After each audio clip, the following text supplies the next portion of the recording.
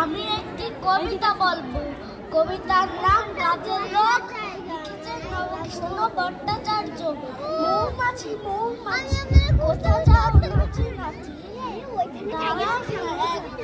ভাই ওই ফুল ফোটে বনে, যাই মধু আওড়ানে, দাঁড়াবার সময় তো নাই। ছোট পাখি কিচিমিচি ডাকি ডাকি, কোথা যাও বলে যাও শুনি, এখন না কবু কথা আনি আছে তৃণলতা, আপনার বাসা আগে বুনি।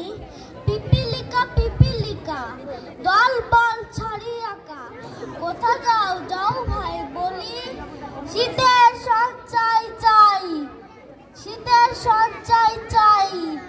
খাদ্য খুঁজিতেছি তাই, ছয় পায়ে পিল চলি। ধন্যবাদ অভিরূপকে। এবার